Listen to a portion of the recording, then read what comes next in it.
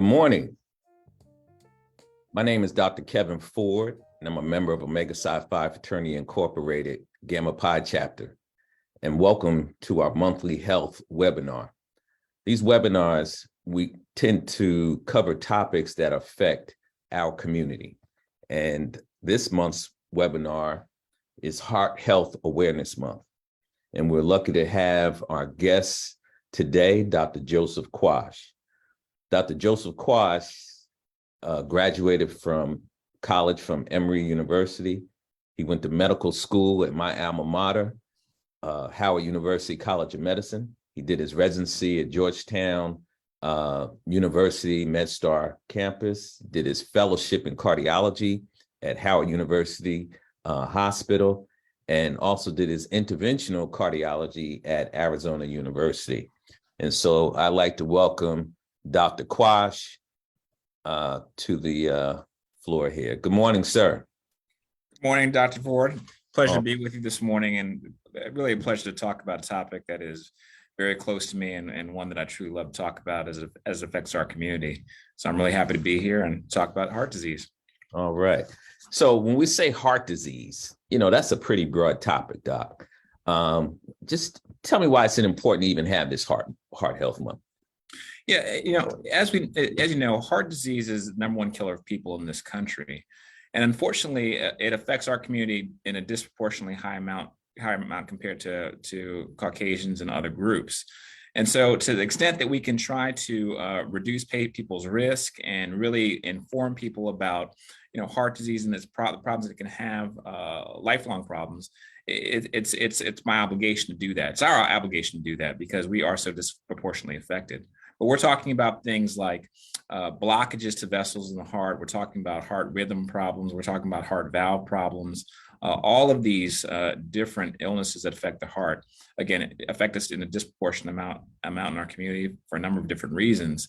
But it's something that we really want to target and try to avoid patients having to go to the hospital and get treatment. We want to really get it in its early phases. Excellent. So you talked about a couple different types of things. And so we know the arteries of the heart, right? Talk about blockage. What happens there? Tell us about that. Yeah. So what the medical term is coronary artery disease. And what that means is that basically the pipes that supply blood to the heart muscle are getting blocked. So if you think about a sink at home, okay, you have pipes there and those pipes can get blocked up. When those pipes get blocked up, then you call a plumber. Now, I'm an interventional cardiologist, so I'm that plumber as it relates to the vessels in your heart. But we really want to try to avoid me seeing you in the hospital on a cath lab table by trying to reduce those risks of things that can cause those blockages. And those things that we usually talk about are things like high blood pressure, high cholesterol, smoking, inactivity, and in some cases, it can run in families as well. But those are really and obesity is another big one. But those are the kind of the traditional risk factors. So we're trying to, when we talk about coronary artery disease, we're talking about blockages in those vessels, blockages in the plumbing to the heart. And so you mentioned multiple different things that can actually put you at risk for having coronary artery disease or blockage of the heart. Now, when we talk about cholesterol, right? I mean, why is cholesterol, one of the big risk factors? Yeah. So what happens is that when patients have high cholesterol levels, that cholesterol can get into the lining of the heart muscle or the heart of the vessels to the heart. And when it enters the lining of those vessels to the heart, it causes plaque or those blockages that we're talking about. So we look at things, we talk about good cholesterol, we talk about bad cholesterol. You may hear your doctor talk about HDL. And your HDL helps to remove some of that cholesterol that can get into the lining of those heart vessels, okay, and cause those blockages. So that's our good cholesterol because it removes that cholesterol that can get embedded in the lining of the vessel walls. And then there's that bad cholesterol, the LDL, which is one of the main culprits in terms of, getting into the lining of that heart vessel, causing that plaque to get bigger and bigger, and then ultimately cause blockage. So it's kind of the precursor to development of blockage in the lining of the arteries of your heart muscle. So we want to keep those numbers as low as possible. Okay. And so, we have medication that can try to help, right? And so that's important. And what medications usually do we use, Doc? So we talk about things like statin medications, or you may hear your doc talk about Lipitor or Crestor, or their generic names are atorvastatin and rosuvastatin, simvastatin. There are a number of different, we call statin therapies that are excellent in terms of trying to reduce those LDL cholesterol. In the last 5 years, we now have another class of, actually really 8 years, we have another class of medications called PCSK9 inhibitors. And what these are injectable medications that patients may get every 2 weeks to a month, somewhere, depending upon what dosing you receive. But those are another set of medications that can drive down that LDL cholesterol tremendously. So much so that in a lot of patients that actually I see that have had an event that has required a stent, we'll end up putting on that PCSK9 inhibitor because we know that it will drive down cholesterol even more aggressively than the statin therapies I initially talked about. In addition, one of the problems that a lot of patients can have with taking those statin therapies, they can get muscle aches, or what we call myalgias. This is a situation where they might feel discomfort in the large muscles in their legs or in their arms, sometimes knee discomfort, and can be somewhat generalized. And to that degree, it's not uncommon that we'll have patients discontinuing that statin therapy because they can't tolerate it. However, with these PCSK9 inhibitors, it's much less of an issue. In fact, we don't get situations where patients have significant what we call muscle discomfort related to the medication. So it's a very promising therapeutic that we have now in this space to try to reduce that LDL cholesterol. But I find that it takes an act of God almost for insurances to pay for that medicine. Yeah, I mean, that's the problem, right? That's a big problem, and I think that particularly it's less of a problem if a patient has known vascular disease, meaning if they have peripheral arterial disease. If they have coronary artery disease, then it's pretty much a slam dunk.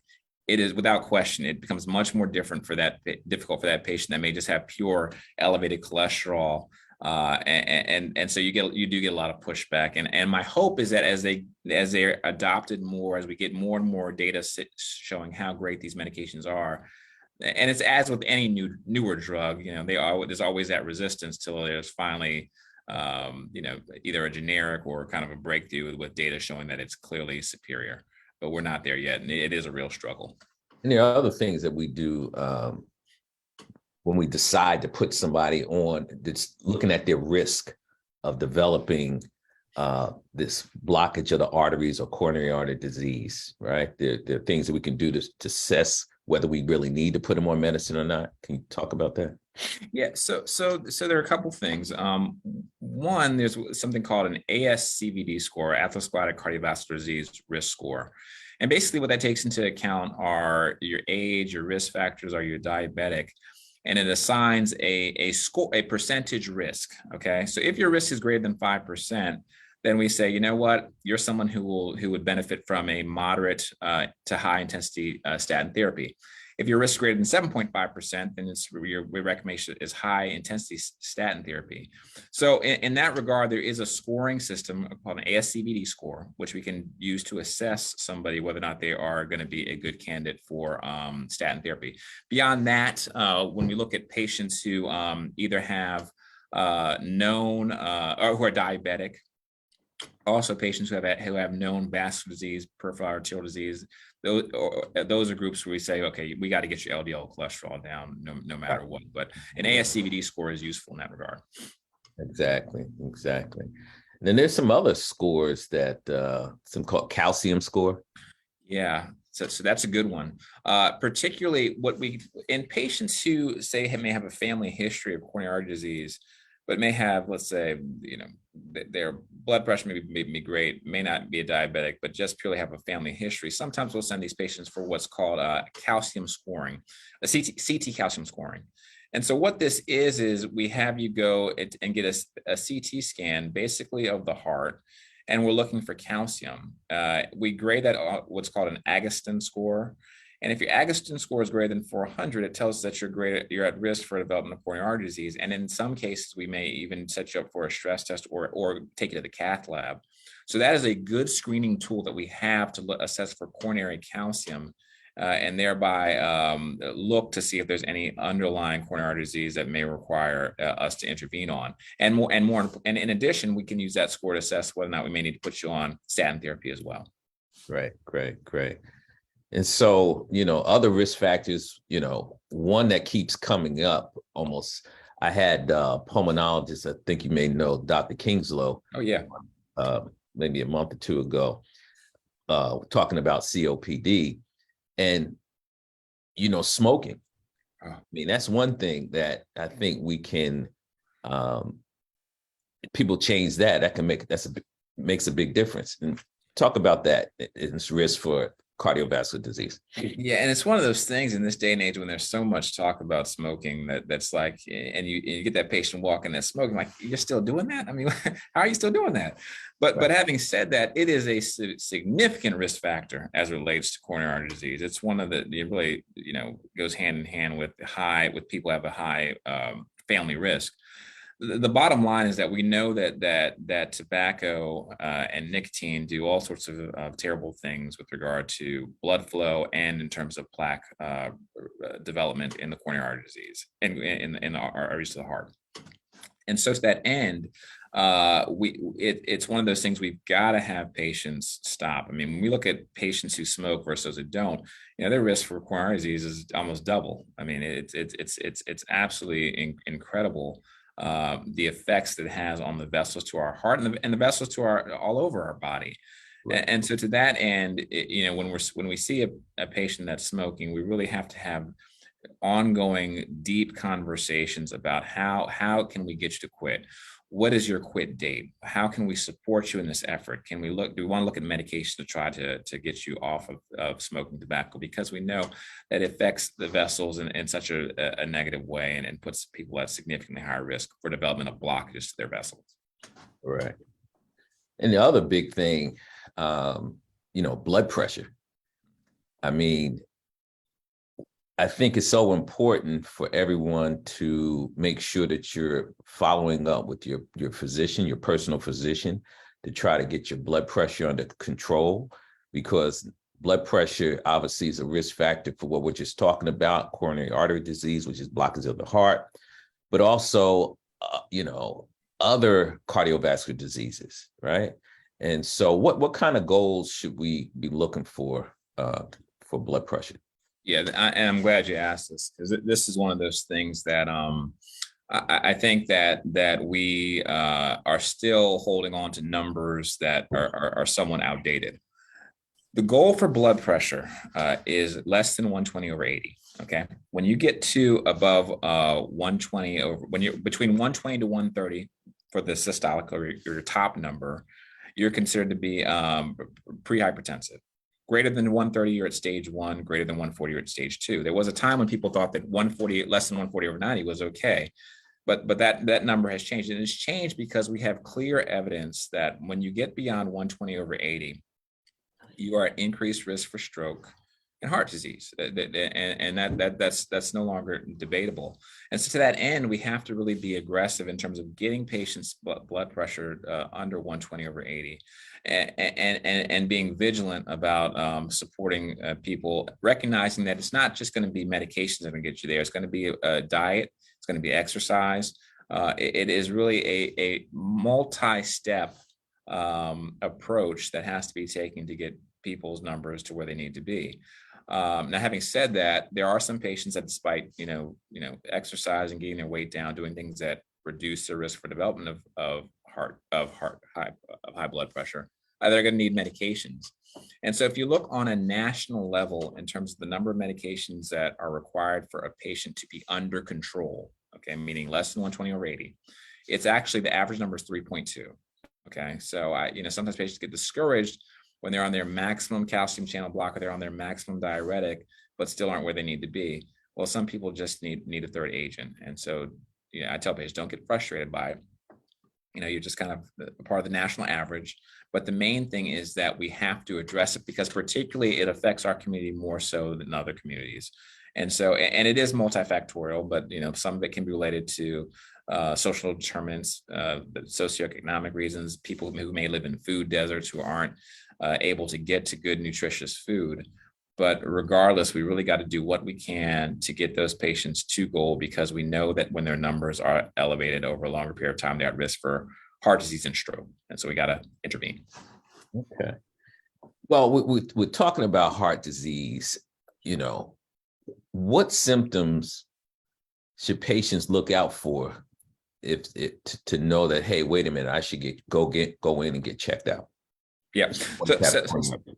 Great question. So typical symptoms are going to be chest pressure, chest tightness. Some people may say chest pain that may radiate down your arm or up your neck. New onset shortness of breath with activities that you may do on a routine basis, where you say, hey, I can walk up 2 flights of steps, no problem. Then all of a sudden, you know what?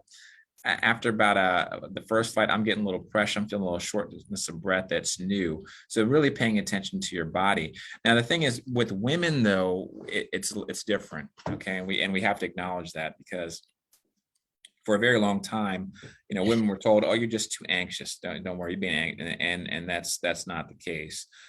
Women, if you look at the number one symptom that they present with as it relates to coronary artery disease or blockages to the heart muscle, it's shortness of breath, followed by chest pressure, chest tightness, followed by fatigue. Okay. So now, having said that, every person that's short of breath doesn't necessarily have coronary artery disease, but it is something that you definitely need to talk to your doctor about. Okay. And then they can do the necessary testing, kind of get a sense of whether or not this is a problem that may be of cardiovascular origin. But the shortness of breath is going to be the number one presentation. With regard to the chest discomfort, they may say that it's chest pain that radiates up their neck. But those are the big ones: shortness of breath, chest discomfort, new onset fatigue are really the ones that women should pay attention to. Right. And that's a great point, because they may have symptoms different sometimes than what men have. Absolutely. Exactly. And so when I see the patient in the office and they're complaining of that shortness of breath or the chest tightness, and then I give them a referral to you, what things can they expect to happen when they come see you? So typically what we'll do is we'll have a conversation about the symptoms, and then we look at their EKG and kind of get a sense of what's happening there. And oftentimes we'll send these patients for stress testing. There's a couple of different ways that we can do that. One, we can put them on a treadmill and see if we see changes in the treadmill that would indicate that there may be blood flow problems. Another way is what's called a stress perfusion study, where we put you on that same treadmill, but in this case, we also inject an isotope, which allows us to see the heart muscle and see blood flow to the heart muscle, to see if there are any problems in terms of how that blood flow is distributed. And it gives us a more sensitive way, a better way to pick up underlying coronary artery disease that might be present. We also may do an echocardiogram, because in some cases it may not be an issue with regard to a blockage, but maybe it could be a valve issue. And in that regard, an echocardiogram is basically an ultrasound of the heart muscle that allows us to see how the heart muscle squeezes, as well as how the heart valves are opening and closing. And so those are the main 3 modalities that we'll look at when we're concerned about patients who may have either coronary artery disease or valvular heart disease that may be undiagnosed. Okay.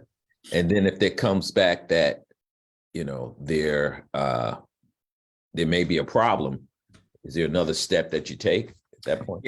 Yeah, the next circumstance would be is if that test comes back as moderate to high probability of coronary or of blood flow problems, then what we do is what's called a cardiac catheterization. And that's an invasive procedure. That's a procedure where we enter either through the wrist or through the leg, and we take small catheters up to the heart. We take those catheters up to the heart vessels, and we inject contrast dye into those vessels in order to visualize them clearly. Through that visualization, we can see if there's a blockage that might account for the abnormality. And if there's a blockage that we could safely fix by means of balloons or stents, then we'll do it at that time. If it's something that's more complicated, meaning there may be multiple vessels that are involved, or the complexity is one which it's safe to do bypass surgery, then we would make a referral to a CT surgeon at that point. But that's really the next step after the abnormal stress test, is doing some type of invasive approach to see if there's a block that we can fix at that time. Okay. So we talked about how we can try to manage the risk factors. We talked about symptoms. How do you diagnose someone with coronary artery disease? And then you go in and you fix them, right? But also is there a role for what we call rehab, cardiac rehab? Yeah, cardiac rehab is critical, and it's one that I think we're doing a better job of paying attention to, but one that I think historically we haven't relied on, because it's kind of like, oh, you fix it, you're good. But that the second part is then the secondary prevention. I mean, that after you've addressed the problem with regard to, say, either bypass or a stent, it is critical that these patients enroll in cardiac rehab. And what that is, it's a structured program that's designed to follow these patients and see what their exercise tolerance is. It will, in some programs, they'll go on and also talk about kind of dietary things as well. But it's basically a monitored exercise program. And what you get from that is 36 sessions with these professionals in rehab. But then you take that program that you've learned over those 36 weeks and then apply it going forward in your daily life. But it is something that's important in terms of getting people initially monitored to make sure they're doing well, and then in a structured program they can take with them for the rest of their lives. Excellent, excellent. And I'm gonna break here. We have a couple of questions in the chat. It says, since the United States has processed foods that make up close to 73% of the US diet, what are better foods to eat for not only minorities, but anyone in general? Unprocessed foods. So I mean, there's no question that processed foods are a significant problem. And this is one of those things, and I touched on it very briefly earlier about social determinants. Because, you know, for those of us that may live in a community that does not have, you know, grocery stores, I mean, who would think that they're in the DC metropolitan area, this place where the areas that are food deserts, right? That can become be very difficult, because you do want to eat fresh vegetables. It's critical. You want a low sodium diet. You don't want your food that's pumped up with a lot of hormones and you know, or processed or what have you, because there's a bunch of sodium and junk in there. And to that end, you know, your access to those type of foods can be limited. Not only based on where you live, but potentially based on whether or not you can pay for it, because unfortunately they make us pay for stuff that's healthy. But you know, that is really, it's a great question, because it's one of those things that, you know, you really want to avoid your processed foods, your pizzas, your fast food, all that mess, because ultimately that is a pathway towards development of these coronary artery disease by virtue of higher LDLs, high sodium, all things that affect blood pressure. So all the things that are a part of that risk factor paradigm are certainly negatively impacted by processed foods, and you really want to try to avoid them as best you can. So the follow-up question on that from another person was, so vegetarians or vegans, do they tend to have healthier heart? So the bottom line is that's, generally speaking, if you have someone who is truly a vegan, okay, the likelihood that they're going to have you know, significant high blood pressure, obesity, what have you, is lower. No question. Okay. It's a little more complicated if there's someone who may have a strong family history of coronary artery disease that's not related to other factors, like the family member had diabetes or whatever. But there are some cases where there is a strong family history independent of the dietary issue, but that's a small group. So the bottom line is that if a vegan diet is certainly much more heart healthy than kind of the standard American diet. Exactly. But like you said, the only risk factor that you cannot change is family history. That's right. Right.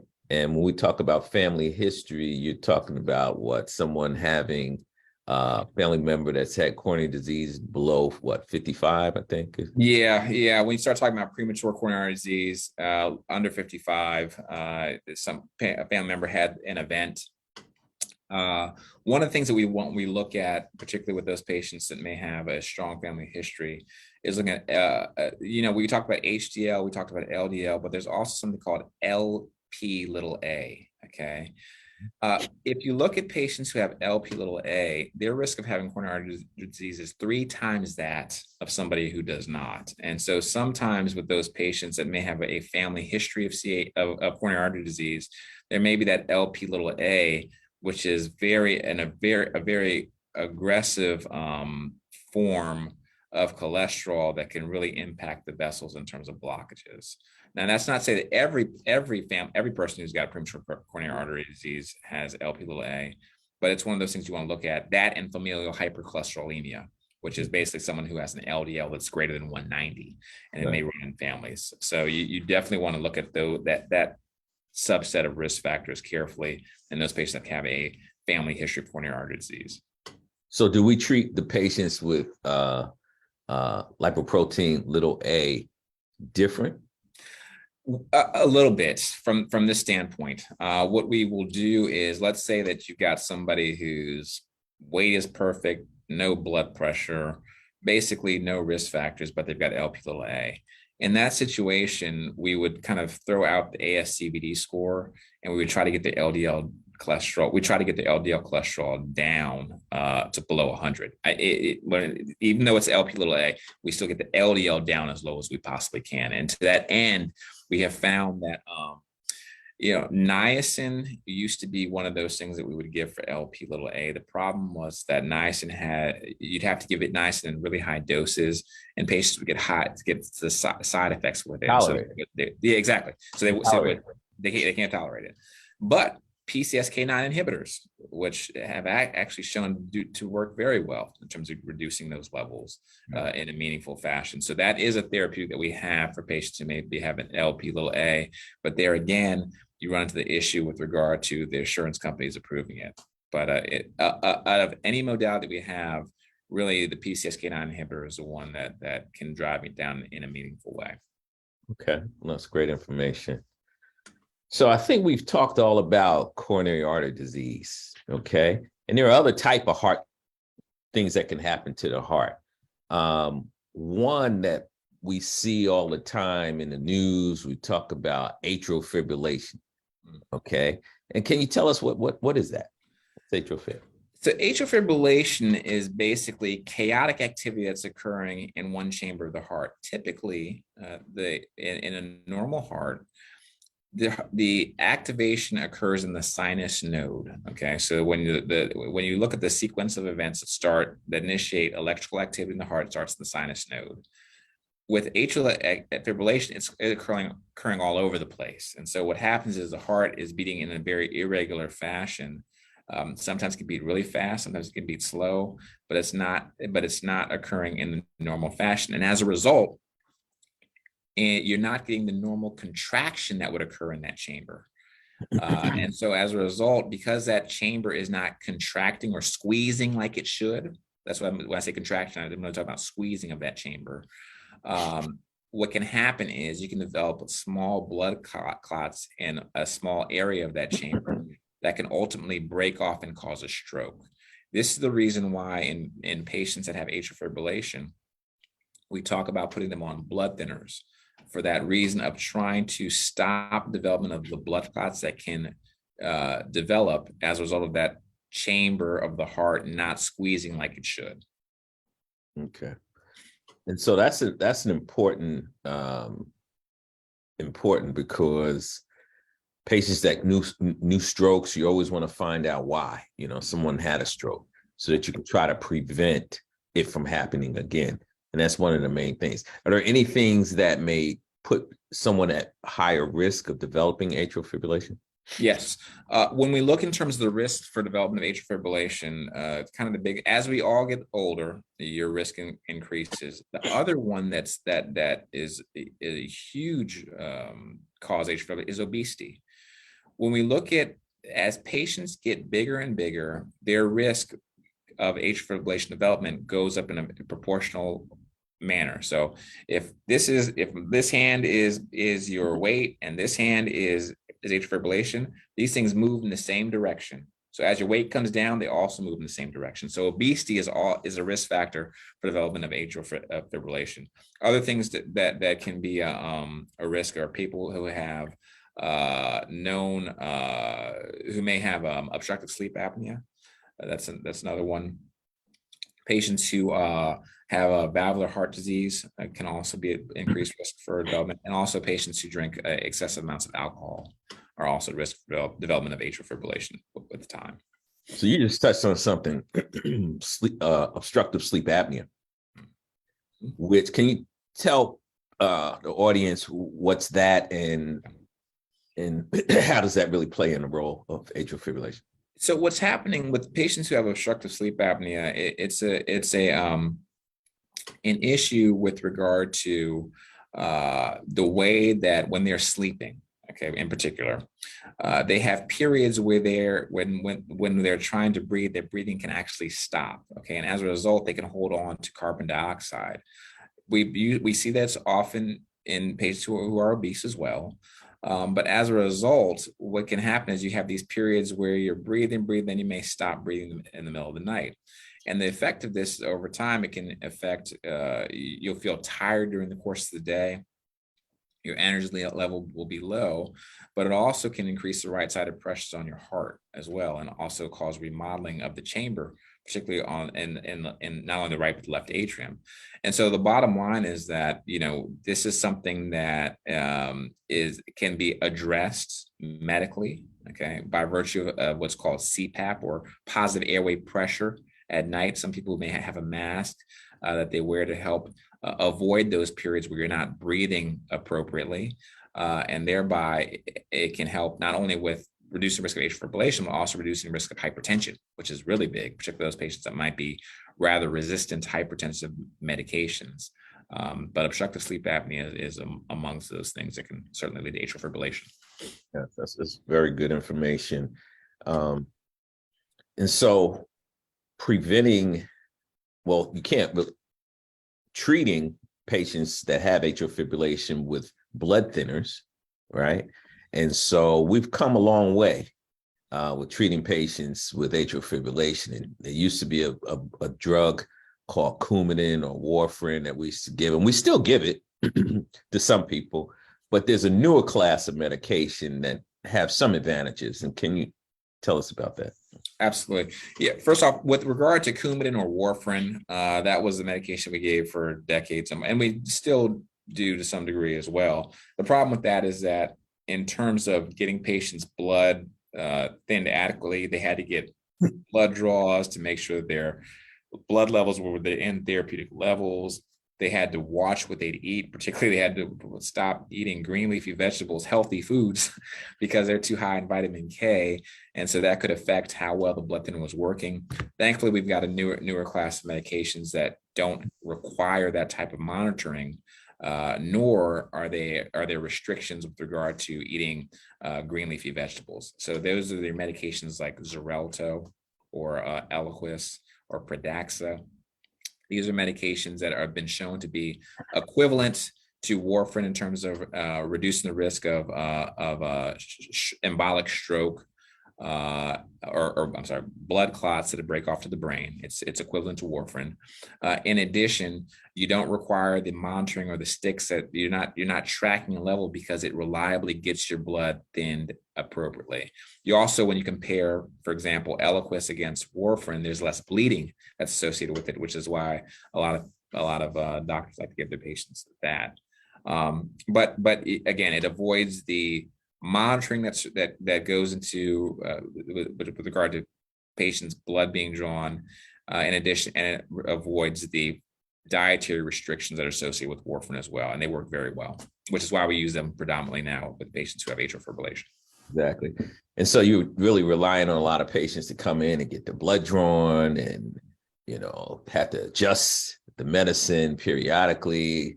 They're sneaking in, eating some greens for Thanksgiving, or, you know, any kind of green leafy vegetables, which you just said was so important, that those are great foods that you want them to eat, right? Right. They had to avoid those to prevent changes in their warfarin therapy. So that's very good, Doc. No, one other, let me go to something else here. People talk about heart failure, okay? And what is that? How's that different from coronary artery disease or blockage of the blood vessels of the heart? Or are they kind of come together?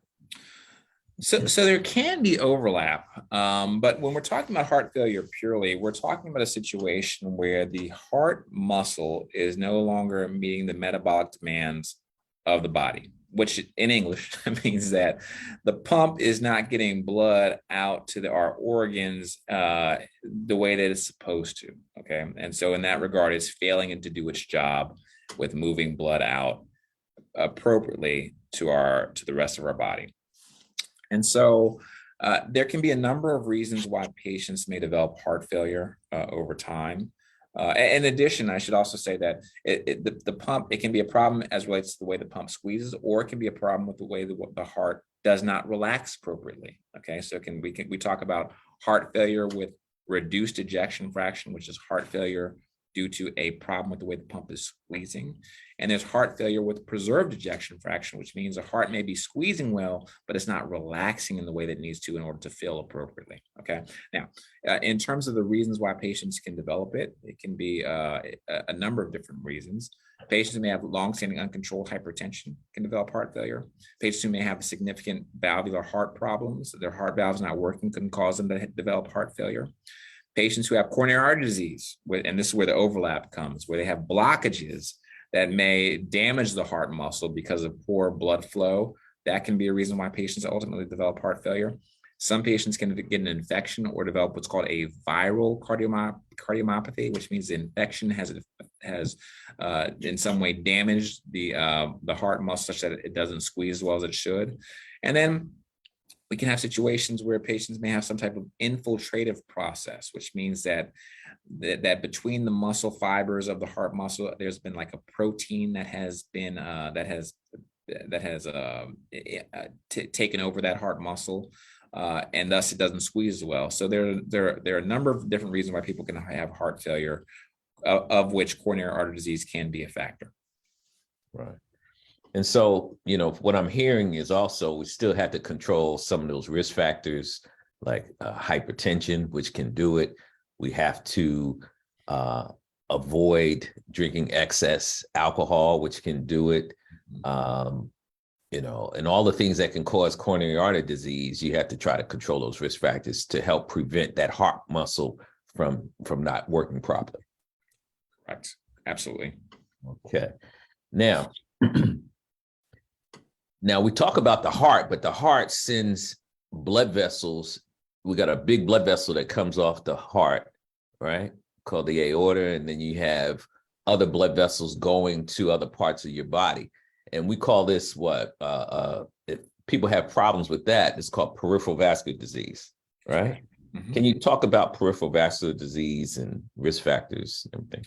Yeah. So when you look at peripheral vascular disease and in looking at the risk factors, you're talking a lot about very similar risk factors as you have for coronary artery disease.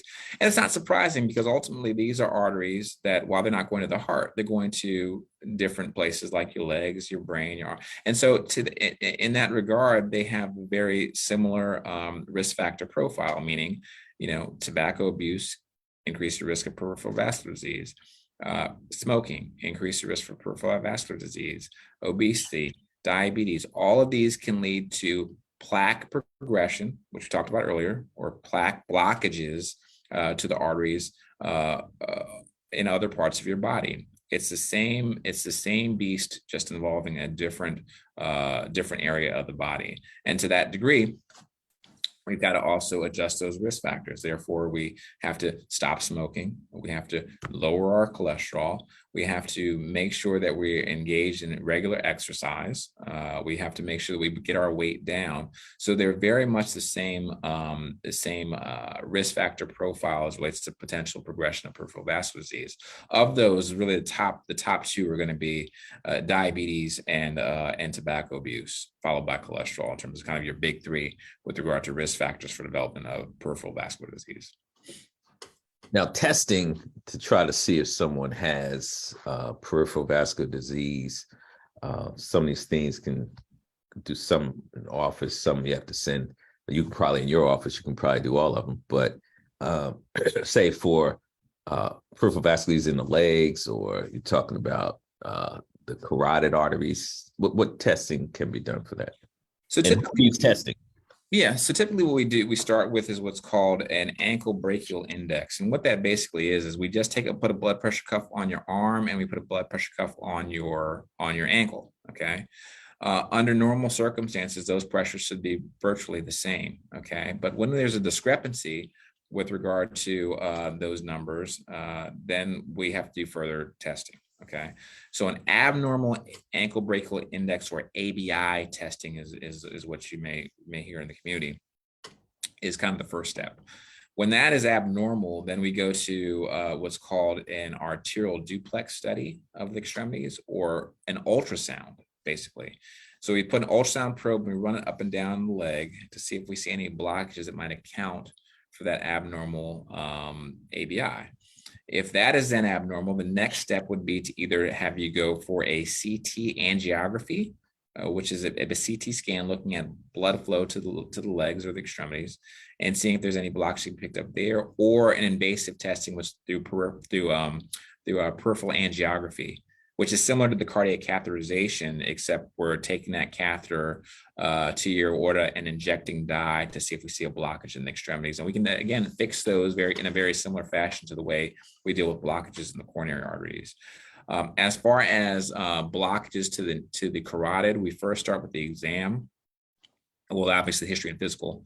We will then do an exam, see if we hear any type of carotid bruit or sound, turbulent blood flow in the vessels of the carotids.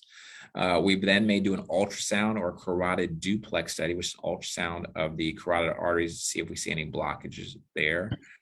If there's abnormality there, again, you could potentially go for a CT scan to assess blood flow to the carotids, or an invasive test, which is carotid angiography, where again, we're going in with catheters into the aorta and injecting contrast dye to see if there's blockages. There are some places will do these fairs where they may have them do like ABI carotid testing, which, I'm not too keen on that, because I really feel you should do things that are more symptom driven rather than just testing people to make money. But so it's not uncommon to get somebody come in and says, "Oh, I had an abnormal QuantaFlo or test." My first thing is, well, why'd you get that done in the first place? And so then when you talk to them, like, then we may do take the next step, depending upon what the circuit, but depending upon what we discuss in the office. But I always tell patients, rather than going to those fairs, go see your doctor. Okay. Right. Now, it's different if you don't have access to a doctor, then there can be some value in those fairs, but oftentimes it's just kind of general testing to make money. So when you said when you're having symptoms, so what are the symptoms of someone having blockage of the arteries in their leg? Yeah, so typically what you have with patients that may have blockages in their leg is they'll report that, doc, I have to kind of stop and start when I'm walking. I used to be able to walk through the grocery store, but I'm getting to the second aisle, I got to stop. I'm getting some discomfort in the back of my calf, or I'm getting some numbness in my foot. Or doc, I noticed my for some reason my toenails are getting real thick, and I'm getting the hair on the skin of my leg is gone. So those are some of the symptoms. They'll say, we call that claudication, when they have discomfort in the back of their calf that's associated with physical exertion or walking that requires them to stop and start at times, or they may have some numbness in an extremity in one of their extremities. Those are the kind of things to look out for. Okay. Yeah. So that was good. That was good. Now, this is kind of something that kind of comes up sometimes. You hear about. Is there any correlation between heart disease and erectile dysfunction? Yes, absolutely, there can be, because again, it can be a vascular issue in terms of how blood is getting to the penis, is the bottom line. It's not always that, but that is something that certainly puts me on alert when I hear a patient is having erectile dysfunction. And so it can be a vascular issue. Sometimes it can be a medication issue as well, and meaning that there may be someone who's got high blood pressure and their blood pressure medications may be having an effect there. But it is certainly something that is vascular, that can be a vascular origin without question. Yeah. And so that, especially I think when you see a younger person that comes in, we know as we get older, there are a lot of people that have erectile dysfunction, but it just, as a physician, I try to at least make sure we're looking at all the other things that can cause it too. So that's good. We have another question in the chat, Dr. Quash. And this is coming from someone on Facebook. It says, why do we shy away from the narrative of sugar causing the inflammatory process in our arteries and cholesterol having to repair the arteries? I'm not sure. It almost sounds like, why are we shying away? I don't know if we really shy away from. Yeah, I don't think we do at all. I guess I disagree with that. I think that certainly that's a major focus when I talk to patients with regard to their dietary issues. That sugar is awful. There's no two way about it. So I guess to answer the question or to address the comment is that I don't think that we do, or I certainly don't. And I think that particularly when we look at diabetes and obesity, that is driven in large part by a diet that is highly processed and foods that are high in sugar, that is critical, and that we really need to continue to tell our patients that these are things that we have to adjust. Definitely.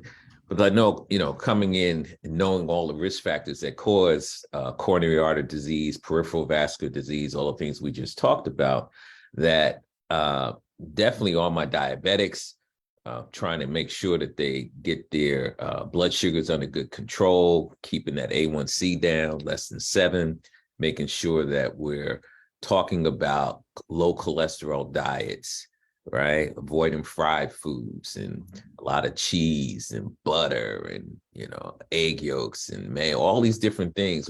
I know I'm addressing that in the office, and I'm sure the cardiologists are working closely with you with a lot of patients in the community. But I think we try to, but it's also about the community just understanding what is causing this and trying to make a conscious decision to change things, because I think we've grown up eating a certain way. Yeah. Right. Our community. And I was looking at a map that showed where the highest rates of coronary artery disease are, and it's heavy down south. Oh yeah. Right. Yeah. Where our diet is a little different. We're eating a lot more, fried foods and processed foods, and that right down south. That belt down there is pretty. It's a lot of coronary artery disease compared to other parts of the country. Yeah, and I'm certain that when you look at that same map, if you overlay that distribution of coronary artery disease, on top of that will be obesity. I mean, it'll literally sit right on top of each other, and it goes back to the diet that we're eating. And so I think I love the question in terms of, we do need to continue to make a focus and recognize that diet plays a critical part, and it goes hand in hand with obesity, which the U.S. is awful, just awful with regard to the amount of obesity that is present, and the way that we have tackled this. We need to continue to really inform people and educate people, about the risk that's associated with that and how it relates to the diet. And so we talk about diet, but also, hand in hand, we need to talk about exercise. Oh, yeah. Right. And I think they recommend exercising at a minimum of 30 minutes, 5 days a week. Right. That's the minimum. I know a lot of people fall short. We have busy schedules, but there's something that we should try to strive for.